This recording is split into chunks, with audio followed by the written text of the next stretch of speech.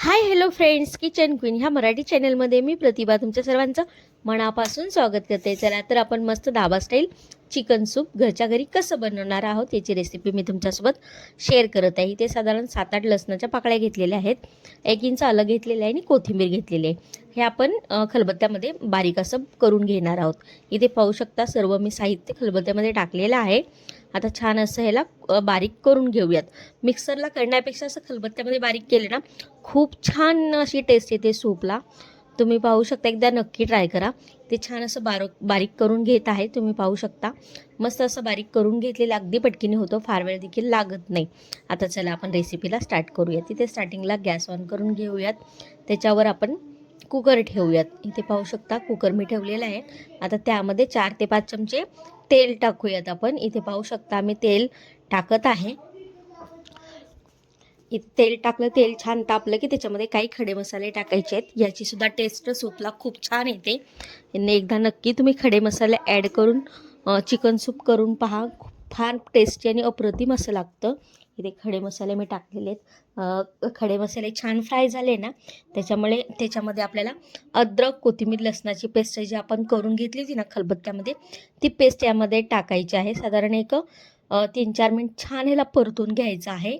अगदी 5 मिनिट परतून घेतलं तरी चालेल, सारखं ह्याला परतत राहायचं आहे, नाहीतर ही पेस्ट करपू शकते। इथे पाहू शकता छान असं मी परतून घेतलेलं आहे साधारण 3-4 मिनिटं। नंतर हे चिकन, हे साधारण 1/2 किलो चिकन आहे, हे स्वच्छ धुवून घेतलेलं आहे। नंतर यामध्ये अर्धा चमचा पेक्षा थोडी जास्त हळद ॲड केलेली आहे। नंतर चवीनुसार मीठ ॲड केलेलं आहे। आता छान असं हे परतून घ्यायचं आहे आपल्याला, तेलामध्ये छान असं परतून घ्यायचं। खूप छान टेस्ट येते सूपला। नक्की या पद्धतीने रेसिपी तुम्ही ट्राय करू शकता। इथे छान असं मिक्स करून घेत आहे, पाहू शकता तुम्ही। मस्त हे मिक्स करून झालं की यामध्ये आपल्याला गरम करून पाणी ॲड करायचं आहे।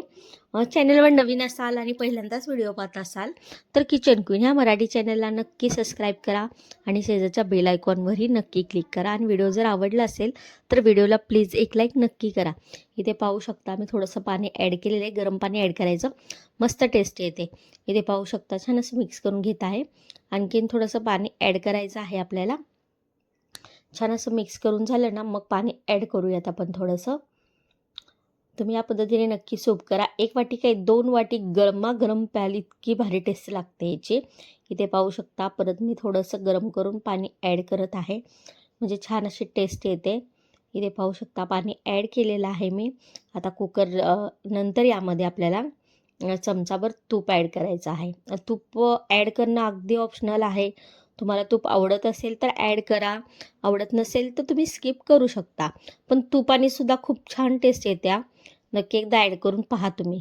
इथे पाहू शकता छान अशी उकळी आली की आपण कुकरला झाकण लावूयात आणि फक्त याच्यात 2 शिट्ट्या करून घ्यायच्या आहेत आपल्याला। फार शिट्ट्या करायच्या नाहीत, कारण की चिकन पटकीने शिजतं।